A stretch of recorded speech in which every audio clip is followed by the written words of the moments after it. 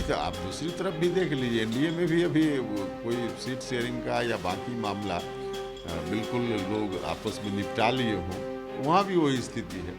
तो गठबंधन जहाँ कई पार्टियों का होता है तो व्यवहारिक कठिनाई होती है, जो एनडीए में भी होगी और हम लोगों के यहाँ भी है।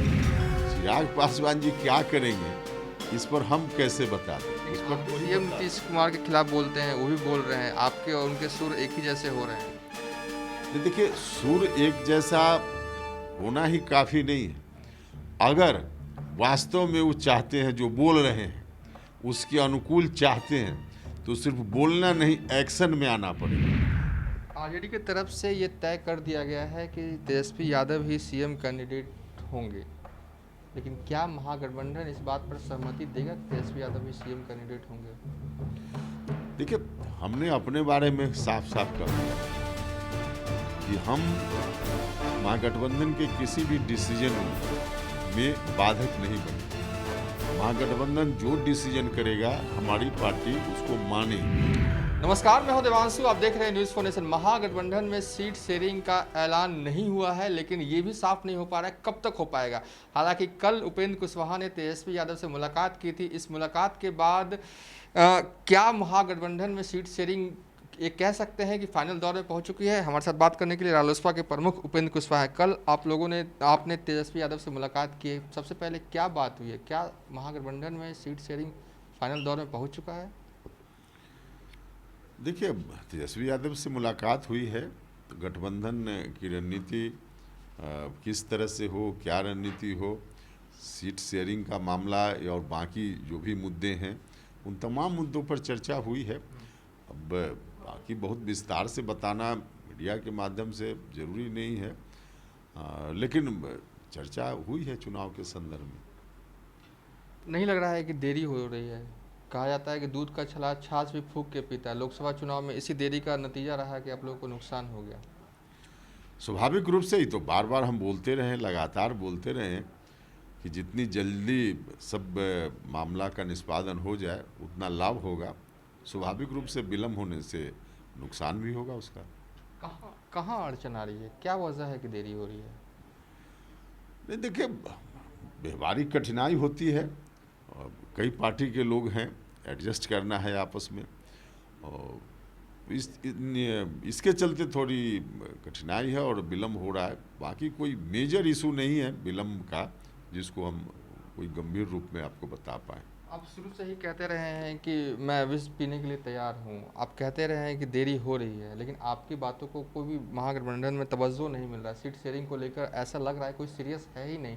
ऐसा लग रहा है कि जब चुनाव आयोग डिक्लेयर करेगा डेट, उसके बाद आराम से कर लिया जाएगा। यही आराम पिछली बार भारी पड़ गया था।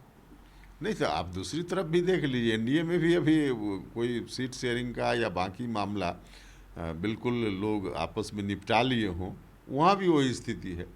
तो गठबंधन जहाँ कई पार्टियों का होता है तो व्यवहारिक कठिनाई होती है, जो एनडीए में भी होगी और हम लोगों के यहाँ भी है। वो ऐसा नहीं कि कोई अस्वाभाविक महागठबंधन के लिए कोई बहुत इस तरह की बात हो गई और एनडीए के लोग बहुत कंफर्टेबल स्थिति में चले गए, ऐसा नहीं।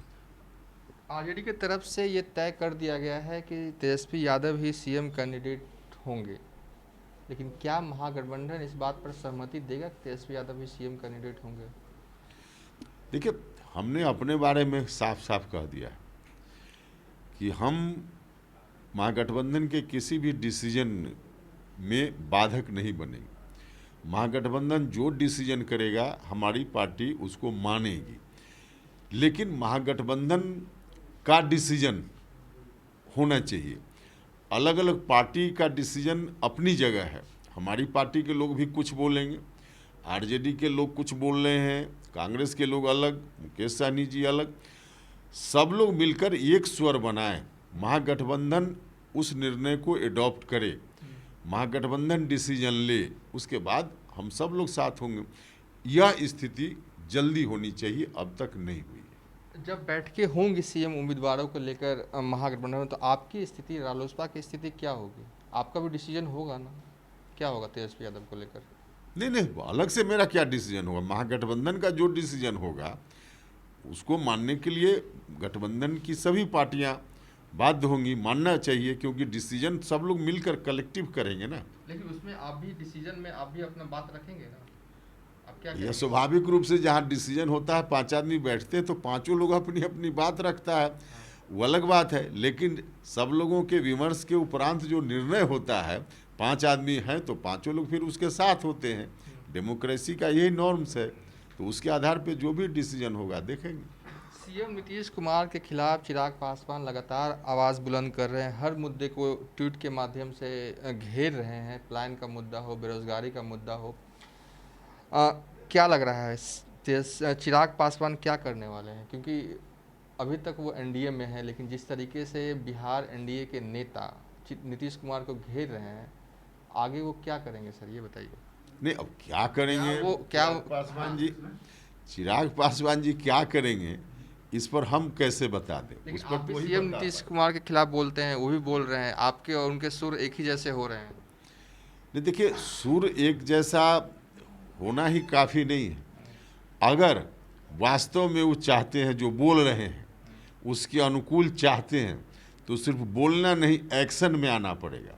और एक्शन यह हो सकता है, होना चाहिए कि टोटल वहाँ से अलग हो।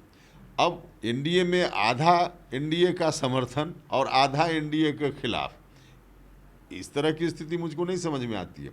उनको या तो एनडीए के साथ या एनडीए से बाहर, एनडीए से बाहर होना है तो एक्शन में डिसीजन लेकर उनको बाहर आना चाहिए। यदि नीतीश कुमार के खिलाफ बोलते हैं, उसको होते हुए देखना चाहते हैं तो स्वागत करेंगे वो बाहर आएंगे? नहीं, पहले तो बाहर आवे, उसके बाद की बात है। बाहर आवे, उनको फैसला लेना है, पहले फैसला लें। एक सवाल है कि आप लोग चुनाव में उतरने जा रहे हैं, महागठबंधन क्या चुनाव से पहले कॉमन मिनिमम प्रोग्राम बनाएगा?